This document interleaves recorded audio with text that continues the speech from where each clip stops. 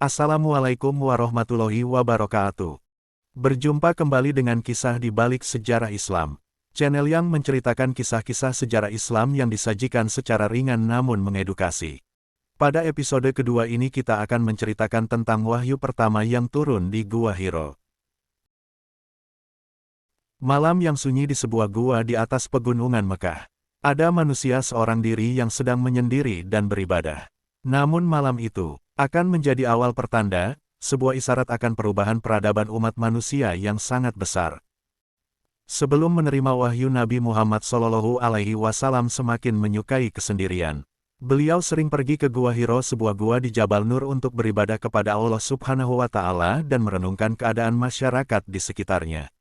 Menurut riwayat yang dikisahkan oleh Siti Aisyah radhiyallahu anha dalam Sahih Al-Bukhari, sebelum awal datangnya wahyu, didahului oleh mimpi yang benar, dalam tidur yang datang terang benderang seperti cahaya subuh. Kemudian beliau semakin menyukai khalwat atau menyendiri di Gua Hiro. Dan beliau membawa bekal untuk bermalam.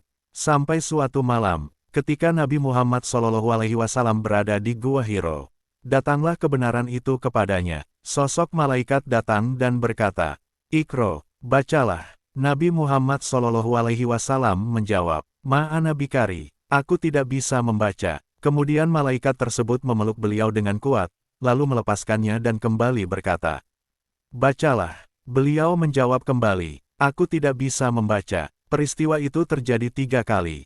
Kemudian turunlah ayat, "Iqra bismi rabbikal ladzi khalaq." Bacalah dengan nama Tuhanmu yang menciptakan. Itulah awal dari ayat pertama surah Al-Alaq. Pengalaman itu membuat Rasulullah SAW sangat ketakutan. Beliau kembali kepada istrinya, Siti Khadijah radhiyallahu anha dengan tubuh yang gemetar dan berkata, "Selimuti aku, selimuti aku." Khadijah radhiyallahu anha kemudian menyelimuti beliau sampai rasa takut itu mereda. Setelah itu Nabi Muhammad SAW menceritakan apa yang telah terjadi. Beliau bahkan merasa khawatir terhadap dirinya sendiri. Namun Khadijah radhiyallahu anha tidak meninggalkan beliau. Justru Khadijahlah yang selalu menenangkan beliau. Ia mengingatkan bahwa Nabi Muhammad SAW adalah orang yang menjaga hubungan keluarga, membantu orang miskin, memuliakan tamu, dan menolong orang yang membutuhkan. Kemudian Khadijah radhiyallahu anha membawa beliau menemui Warakah bin Naufal, seorang kerabat Khadijah yang telah memeluk agama Nasrani dan memiliki pengetahuan tentang kitab-kitab sebelumnya. Setelah mendengar kisah Nabi Muhammad SAW, Warakah mengatakan bahwa sosok yang datang kepadanya adalah malaikat Jibril alaihissalam yang juga datang kepada Nabi Musa alaihissalam. Warakah kemudian memperingatkan bahwa kaumnya kelak akan memusuhinya karena membawa risalah tersebut. Malam itu bukan sekadar pengalaman yang menggetarkan hati. Itulah awal dari sebuah risalah. Awal turunnya ayat pertama dari Al-Quran. Dan awal akan dimulainya perubahan besar yang kemudian akan menyebar dari Mekah ke berbagai penjuru dunia.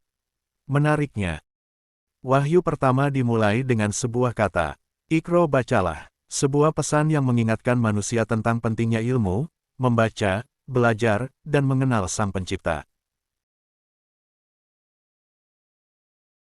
Ada satu pelajaran indah dari kisah ini. Perubahan besar terkadang dimulai dari tempat yang tidak kita kira. Sebelum Rasulullah SAW membawa perubahan besar kepada seluruh dunia ini, beliau terlebih dahulu mengalami masa-masa sulit, kesendirian dan perenungan. Dan ketika wahyu pertama kali itu datang, beliau tidak langsung merasa sebagai orang yang hebat.